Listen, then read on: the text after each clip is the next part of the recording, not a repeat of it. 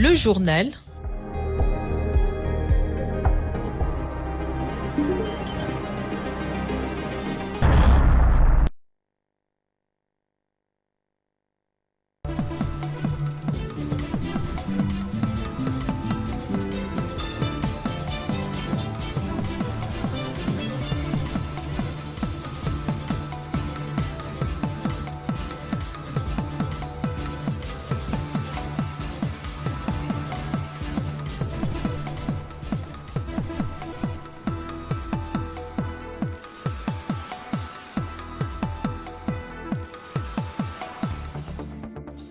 Effondrement du pont Loubi dans la province du Kasaï oriental dû au poids d'un camion en provenance de Kananga.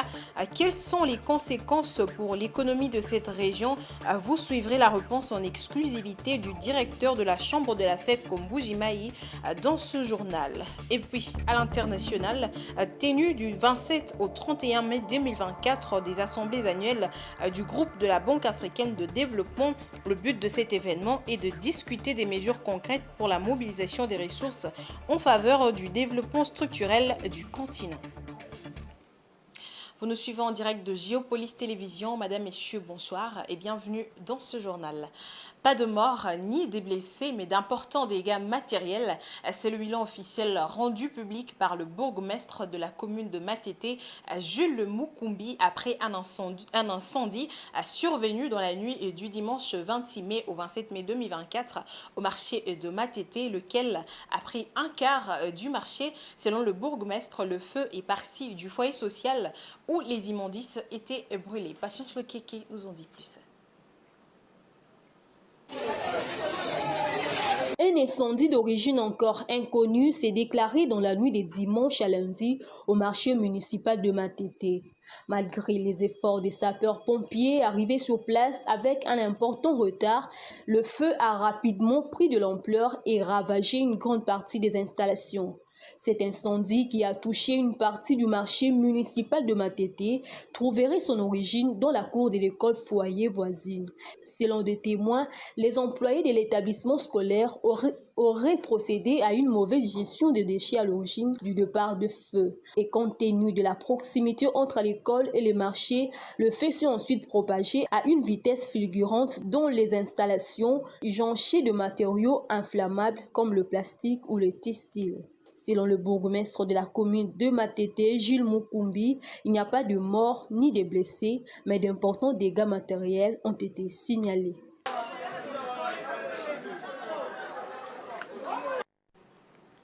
Je l'ai annoncé au sommaire, le pont Loubi, situé sur la route reliant Mbuji-Mayi à Kananga, dans le territoire de Kabe-Akamwanga, dans le Kasaï oriental, s'est effondré ce dimanche matin. La structure qui enjambe la rivière Loubi, un affluent de la Sankourou, n'a pas supporté le poids d'un camion de marque Mercedes en provenance de Kananga. Le véhicule et ses marchandises se sont renversés dans les eaux tumultueuse de la rivière. L'accident a eu lieu entre 5h et 6h. Francine Moukeba nous en dit plus. Le pont Loubi, situé à 41 km à l'ouest de Mbuji-Mayi, est une infrastructure essentielle pour la connectivité économique entre les provinces du Kasaï oriental et du Kasaï central.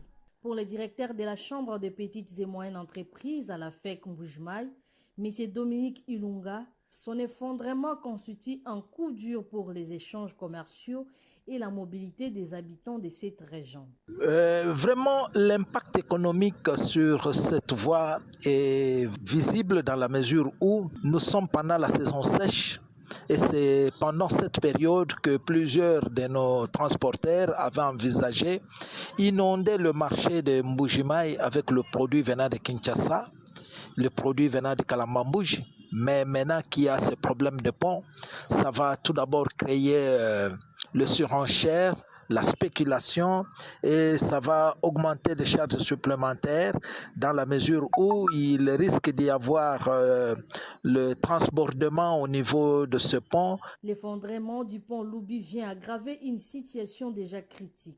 Raison pour laquelle le directeur en charge de petites et moyennes entreprises, Dominique Ilunga, demande aux autorités locales et nationales de réagir rapidement pour réparer cette infrastructure vitale et éviter une paralysie totale des échanges entre les Kasaï orientales et les Kasaï centrales. Nous ne cesserons jamais de crier et de faire appel à toutes les autorités, tant au niveau provincial qu'au niveau national, pour la réhabilitation définitive de cette route nationale.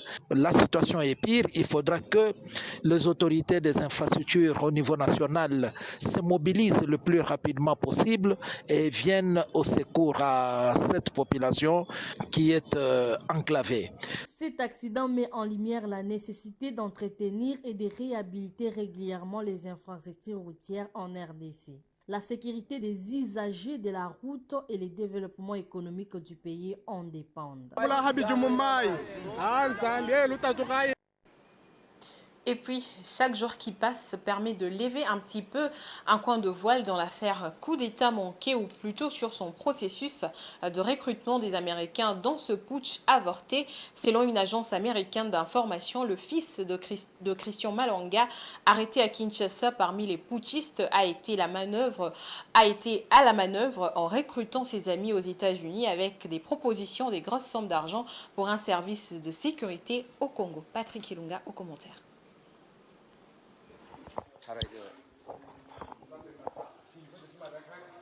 Marcel Malanga savait-il dans quoi il s'embarquait en suivant son père dans son aventure sanglante à RDC? Le jeune homme de 21 ans a même recruté dans son équipe de football. Son coéquipier de lycée, Tyler Thompson, lui aussi âgé de 21 ans, était l'un des deux autres Américains arrêtés après l'attaque malheureuse au palais présidentiel à Kinshasa. Selon les témoignages d'un de ses camarades du nom de Daniel Gonzalez, Marcel Malanga avait offert entre 50 000 et 100 000 $ à ses camarades pour passer 4 mois au Congo en tant qu'agent de sécurité de son père, politicien. Gonzalez, âgé de 22 ans, a fortement envisagé cette offre, mais a déclaré qu'il manquait des détails concrets sur l'affaire. Il a finalement refusé pour pouvoir passer l'été aux États-Unis d'Amérique. C'était l'une des nombreuses propositions que Marcel Malanga a faites à ses coéquipiers de football dans ce que beaucoup ont décrit comme un effort désespéré pour amener quelqu'un avec lui au Congo. Il a présenté le voyage à certains comme des vacances en famille et à d'autres comme un voyage de service pour construire des puits d'eau dans des communautés frappées par la sécheresse. La mère de Marcel Malanga, une Américaine blanche, plaide que son fils est un innocent qui a été manipulé par son père. Lui-même, Christian Malanga a amené avec lui à Kinshasa un autre Américain, Robin Zalman Poloun, aux mains des autorités sécuritaires aujourd'hui. Cet Américain de 37 ans avait plaidé coupable en 2015 de trafic de marijuana aux États-Unis d'Amérique. Son lien avec Christian Malanga semble s'être fait par l'intermédiaire d'une société d'extraction d'or créée au Mozambique en 2022, selon un journal officiel publié par le gouvernement mozambicain. Rendons-nous en Ituri après l'installation du chef de la chefferie de Babelébé le samedi 18 mai dernier. Ce samedi 25 mai 2024, c'était le tour de celui de la chefferie des Andisoma par l'administrateur militaire d'Irumu, le colonel Siron Simba Bungajan, au nom de l'exécutif provincial, un des indices qui justifie la restauration de l'autorité de l'État dans cette partie de la province de l'Ituri. Suivez. Nous avons dressé et signé les présents procès-verbal au jour, mois et an que dessus.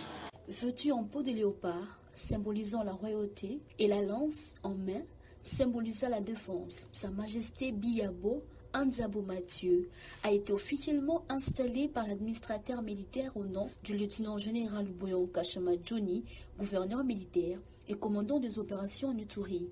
À Niakoundé, chef-lieu de la chefferie des Andisoma, une entité coutumière située à plus ou moins 45 km au sud de la ville des Bounia. C'est le diplômé des stratégies de défense qui a lu le procès verbal d'installation de M. Biyabo Nzabo Mathieu. S'adressant à la population, le chef coutumier Biyabo Nzabo Mathieu a salué les efforts de la pacification de son entité coutumière par l'administration militaire et appelé ses administrés à la cohabitation pacifique et l'unité pour le décollage de cette entité. Chers frères et sœurs, nous sommes confiants qu'avec chacun de nous, nous ne ferons pas longtemps sans atteindre ce niveau que nous avions avant la destruction. Soyons donc unis, aimons-nous davantage et mettons-nous au travail pour booster le développement de notre entité. Rappelons qu'avant l'état des sièges, cette entité coutumière ressemblait à un village fantôme suite à l'exaction commise par la milice FPIC, signalant que le chef Biabo Anzabo Mathieu est le 20e chef qui succède à son fait peur Gaston Erabo Manguilio, décédé il y a de cela plus de 6 mois.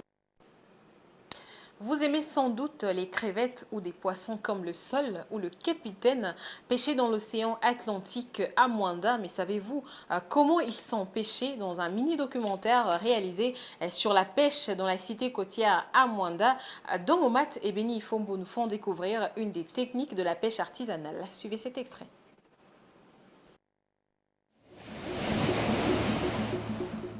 Dans la cité côtière de Mwanda, dès la première heure du jour, les pêcheurs vérifient pour une dernière fois l'état des filets et des cordages. Ce avant d'embarquer dans leur pirogue en bois pour se diriger vers des zones où les bancs des poissons sont les plus abondants. Une fois ici, le pêcheur pose de manière verticale le filet et retourne à la terre ferme. Plus ou moins 5 registres. Il y a un matériel, il y a boîte, pagaille, filet. Tu as quitté boîte, tu quitté filet, tu charges en boîte, tu sais que charger, bah pagaille mis ça tu bakoti, bah quitté filet na mai na faveur à pagaille, na boîte à pagaille bah quitté filet na mai, ils arrêtent des singa moye bandeli, bah tiki yango bah quitté na quatre bah tiki filet. Débute ainsi un travail qui fait appel aux muscles. Il faudra tirer et encore tirer ces cordes jusqu'à ramener le filet. 5h30. Tikuna toboaka. Et Rosa là-bas, à 700 mètres. Au bout de plusieurs minutes d'effort, une cinquantaine au moins, le filet est désormais visible. Un dernier poisson a même le temps de s'échapper. Mais beaucoup d'autres sont pris au piège et n'auront pas cette chance-là. C'est le soulagement pour toute l'équipe. La moisson a été bonne, mais pas suffisante. Différentes espèces ont été pêchées et toutes devront finir dans une assiette quelque part, à Mwanda ou ailleurs. En restant branché sur le programme de Géopolis, vous aurez certainement l'occasion de suivre l'intégralité de ce documentaire sur la pêche artisanale dans la cité côtière de Mwanda. Et puis, selon les données météorologiques, chaque saison était définie par une période bien déterminée, mais aujourd'hui, les saisons se chevauchent les unes sur les autres. Les périodes définies préalablement ne sont plus respectées. Il arrive qu'en pleine saison sèche, il y a des pluies abondantes permettant de faire du semis. L'on n'arrive plus à distinguer la séparation des saisons. La pluie tombe lorsqu'on ne l'attend pas et devient rare en période où on en a le plus besoin. Ce phénomène peut être expliqué par diverses raisons météorologiques et climatiques. Rachel Misiega pour les détails. Selon les données météorologiques, chaque saison a été définie par une période bien déterminée. Mais aujourd'hui, les saisons s'échevauchent les unes sur les autres. Les périodes définies préalablement ne sont plus respectées. Les pluies en pleine saison sèche peuvent être expliquées par différents phénomènes météorologiques et climatiques. Premièrement, l'influence des masses d'air, qui parfois, ces masses d'air chauds et humides, peuvent se déplacer vers une région habituellement sèche, provoquant de précipitations inattendues. Ces masses d'air peuvent apporter de l'humidité et des nuages qui se traduisent par des averses de pluie. Deuxièmement, les phénomènes de convection. Pendant la saison sèche, les sols peuvent se réchauffer rapidement sous l'effet du soleil. Cela crée de poches d'air chaud qui s'élèvent dans l'atmosphère et peuvent se condenser pour former des nuages et des averses de pluie, même en période normalement sèche. Troisièmement, l'influence de vent. Les vents peuvent transporter de l'humidité sur de longues distances, ce qui peut entraîner des précipitations même en saison sèche. Par exemple, de vents venant de zones océaniques peuvent apporter de l'humidité dans des régions habituellement arides. Quatrièmement, et enfin, le phénomène météorologique extrême. Certaines conditions météorologiques exceptionnelles, telles que des tempêtes tropicales, des cyclones ou de fronts météorologiques, peuvent perturber les climats habituels d'une région et entraîner de pluies pendant la saison sèche. Il est important de noter que les variations climatiques peuvent être influencées par de nombreux facteurs et que de phénomènes météorologiques imprévus peuvent survenir même en période des saisons sèches. Cela souligne l'importance de surveiller les prévisions météorologiques et de rester informé des conditions climatiques locales.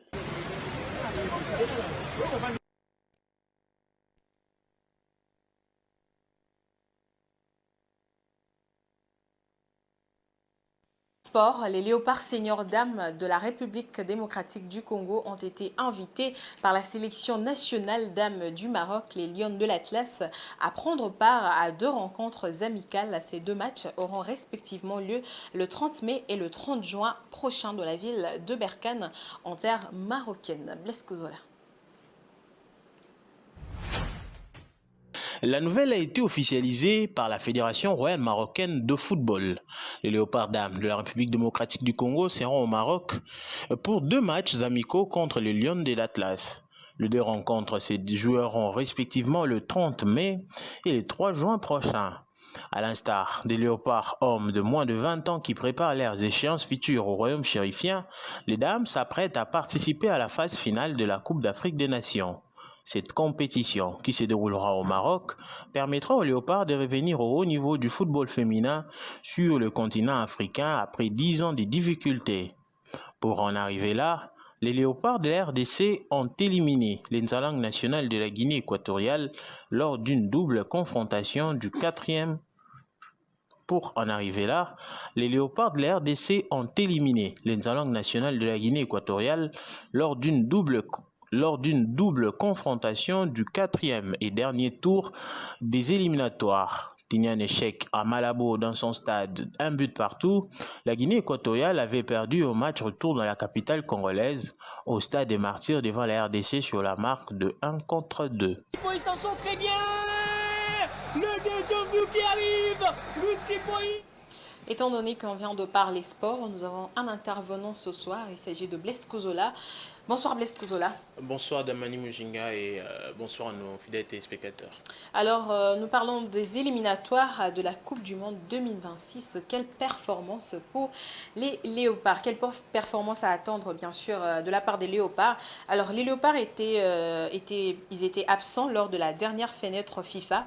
En mars dernier, la RDC devra jouer face au Sénégal et le Togo. Qu'en est-il des préparatifs alors que les matchs auront lieu la semaine prochaine? Voilà, merci déjà pour la parole. Il faudra dire que la RDC va entamer les préparatifs déjà de la date prévue, à savoir le 29 mai prochain au Maroc. Le sélectionneur manager des Léopards, Sébastien Desabre, se trouve déjà en terre marocaine où il a d'ailleurs supervisé le stage des Léopards U20 qui sont au Maroc où ils ont joué d'ailleurs 2 matchs amicaux face notamment au Lionceau de l'Atlas, le U20 marocain. Et Desabre qui voilà, est avec ces joueurs-là, mais qui attend déjà les autres joueurs qui vont, le joueur congolais qui vont arriver. Aux dernières nouvelles, un premier groupe va arriver à Rabat au Maroc, le lieu qui a été prévu pour la préparation, à Casablanca pour être un peu plus précis. Ça sera autour de ces mardis déjà où le premier groupe va arriver. On doit les savoir que voilà, le championnat en Europe vient de prendre fin.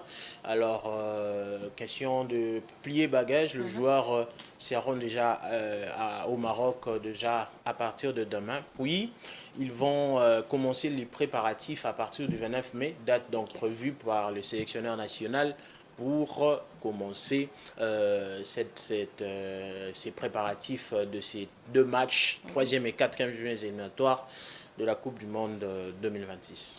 Voilà, Blaise Kozola, les dates sont déjà connues. La RDC jouera contre le Sénégal le 6 juin et le Togo le 9 juin à Kinshasa. Quelles sont donc les chances des Léopards?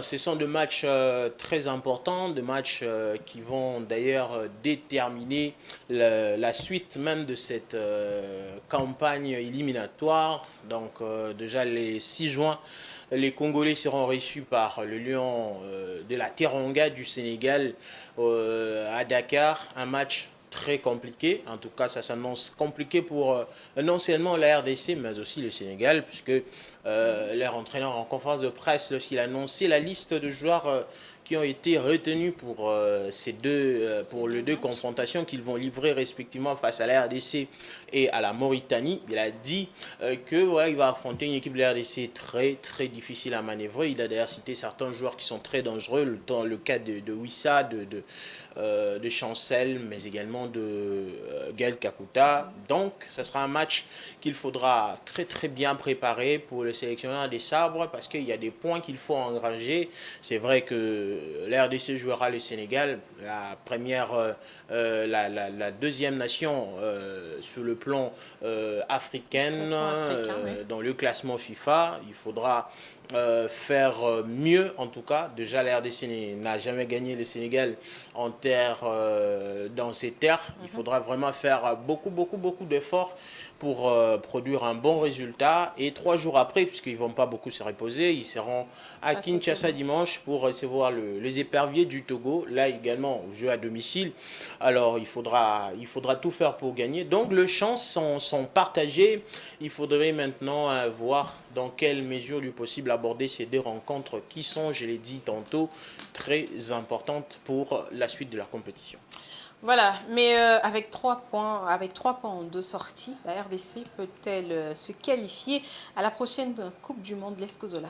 Oui, c'est possible, étant donné que déjà il y a... c'est encore en parenthèse, cette réserve que la FECOFA avait introduite à la FIFA contre le Soudan. Rappelez-vous, lors de la 2e journée, le Soudan avait aligné, d'après cette lettre, un joueur litigieux. Donc, ça pourrait changer beaucoup de choses. Mais pour l'instant, on reste focus sur la situation actuelle. Les Léopards sont 3e avec 3 points et les Sénégalais et le Soudan ont donc respectivement 4 points à eux deux. Il faut voir, d'abord il faut déjà pouvoir bien manœuvrer, bien négocier ces 2 matchs qui vont arriver, le 6 et le 9 juin, afin de pouvoir penser aux matchs qui vont arriver. Il y aura 10 matchs. La RDC a déjà joué 2 matchs, il en reste encore 8 matchs pour pouvoir chercher la qualification. Je rappelle que le premier de chaque poule sera qualifié directement pour la prochaine Coupe du Monde qui aura lieu respectivement aux États-Unis, au Mexique et au Canada. Donc, c'est encore possible mathématiquement. Ouais, donc si on peut la RDC, bien sûr... On peut s'attendre à quelque chose de positif des hommes des Sabres. Oui, déjà, ils nous ont fait vivre quelque chose lors de la précédente CAN avec la qualité que dispose le joueur de Sabres. On le signale qui a prolongé son contrat avec la sélection nationale jusqu'en 2029. Je pense qu'avec la confiance et la forme actuelle de certains joueurs comme Shadrach Akolo notamment, qui a fini meilleur buteur du championnat suisse, on espère que les hommes de Sabres vont mouiller les maillots et ramener déjà un très bon résultat du Sénégal avant bien sûr de pouvoir tout faire pour battre le Togo à Kinshasa le 9 juin. Voilà, merci beaucoup Blest Kouzola pour votre intervention. Je vous remercie également, Damel Mojinga. Voilà, quant à nous, on poursuit l'actualité avec cette page internationale.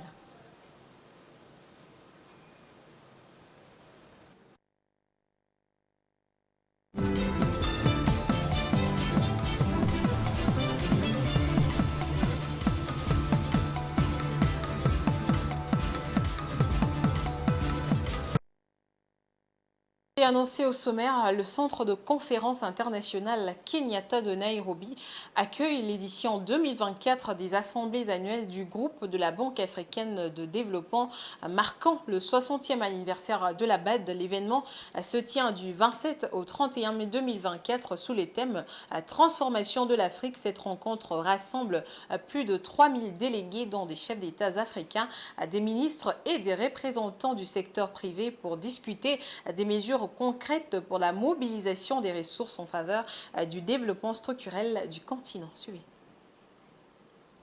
Nous sommes au centre de conférence internationale Kenyatta de Nairobi. C'est dans ce bâtiment emblématique que se tient l'édition 2024 des assemblées annuelles du groupe de la Banque africaine de développement. Cet événement qui se déroule du 27 au 31 mai 2024 comprend la 59e assemblée annuelle du Conseil des gouverneurs de la BAD ainsi que la 50e assemblée annuelle du Conseil des gouverneurs du Fonds africain de développement.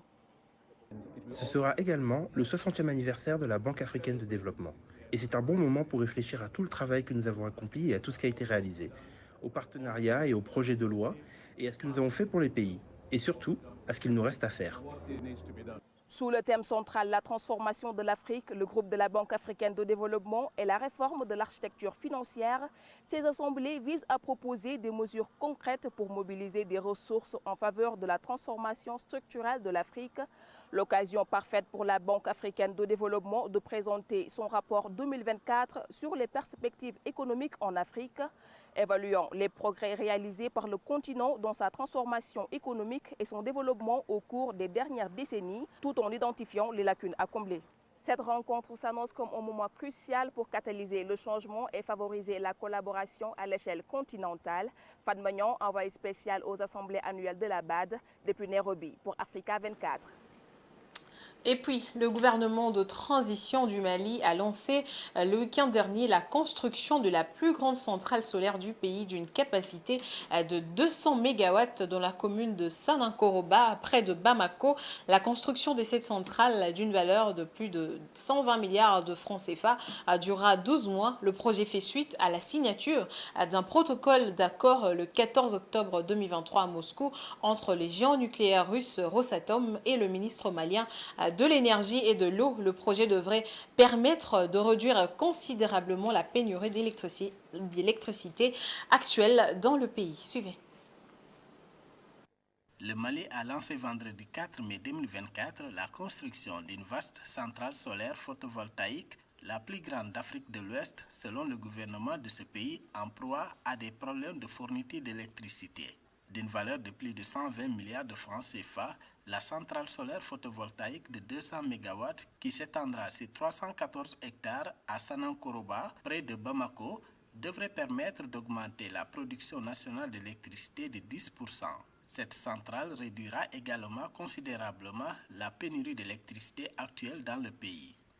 Elle comprendra des modules photovoltaïques bifaciaux installés sur des systèmes de trackers et doté d'un système de stockage d'énergie de 20 MWh.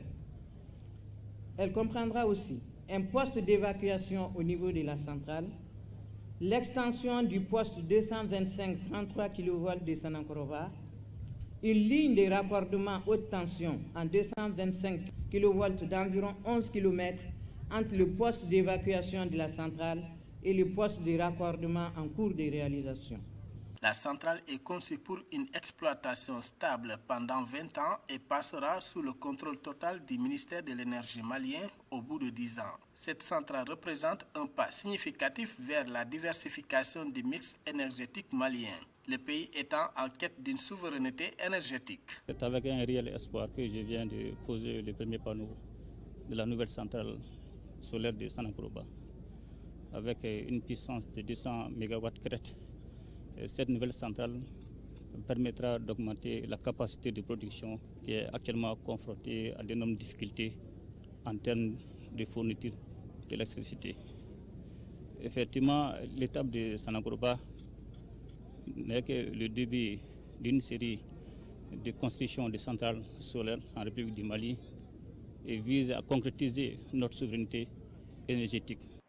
À noter que la production électrique malienne est à 70% issue du thermique, ce qui est extrêmement coûteux et pèse lourdement sur l'équilibre financier de la Société Énergie du Mali, EDM SA. Accablée par une dette de plus de 200 milliards de francs CFA, la Société nationale de l'énergie du Mali n'est plus en mesure d'assurer efficacement l'approvisionnement en électricité de la capitale et des autres localités du pays. Madame, Messieurs, vous suivez la grande édition du journal télévisé sur Géopolis Télévision. Place à présent à la revue de presse.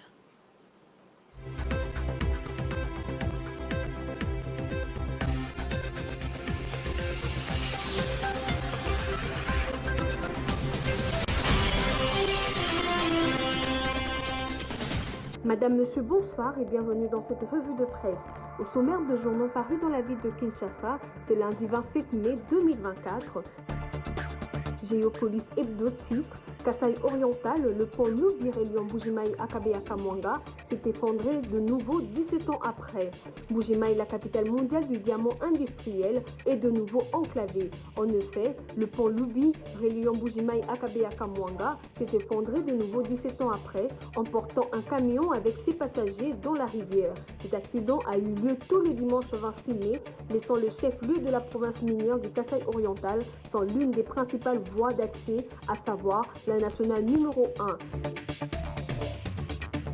Forum des As titre l'assainissement du secteur de l'ESU s'impose. Les secteurs de l'enseignement supérieur et universitaire ESU connaît un désordre indescriptible dû essentiellement à la pléthore d'universités. Seul Dieu connaît aujourd'hui le chiffre exact d'universités en RDC. Dans le privé, la cacophonie est plus que totale. Des agréments sont accordés à n'importe qui sans un contrôle rigoureux au préalable. Et lorsque l'on doit considérer que les universités et les établissements académiques supérieurs constituent le sommet du savoir, il y a de quoi pleurer pour la RDC. Plus de 80% de filières sont à caractère non professionnel, une autre grande faiblesse de notre enseignement supérieur et universitaire. La prospérité titre RDC, Jonas Mukamba Kadiata Nzimba, élu sénateur à l'Équateur. Jonas Mukamba Kadiata Nzimba, 93 ans, a été élu ce vendredi 24 mai 2024 sénateur à Mbandaka avec 4 voix pour le compte du regroupement politique Force politique et sociale alliée à l'UDPS Tshisekedi, dont Élisée Bokoumouana est le coordonnateur général. Son élection bouscule ainsi le bureau d'âge du Sénat dont il occupera sans doute la présidence. En effet, c'est une première et nous pouvons privilégier cette victoire du Congo de l'unité autour de la diversité pour repenser des gouverneurs non originaires à la tête de notre province. Le potentiel titre, banditisme à Kinshasa, plus de 301 civiques transférés à Kanyama-Kasese. Dans l'objectif de lutter contre le banditisme urbain à Kinshasa, plus de 325 civiques communément appelés Kuluna, dont 319 garçons et 6 filles, ont été transférés samedi 25 mai 2024 à l'aide d'un avion militaire au centre de formation du service national à Kanyama-Kasese dans la province du Haut-Lomami. Le gouvernement provincial de Kinshasa mène une opération Panthère pour mettre fin à l'insécurité dans les différentes communes. Fin de cette revue de presse. Au revoir.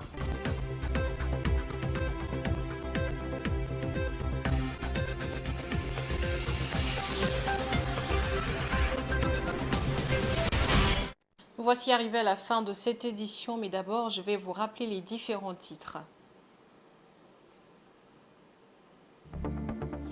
Effondrement du pont Loubi dans la province du Kasaï oriental dû au poids d'un camion en provenance de Kananga. Quelles conséquences pour l'économie de cette région? Vous avez suivi la réponse en exclusivité du directeur de la chambre de la FEC Mbujimaï dans ce journal. Et puis, tenue du 27 au 31 mai 2024 des assemblées annuelles du groupe de la Banque africaine de développement.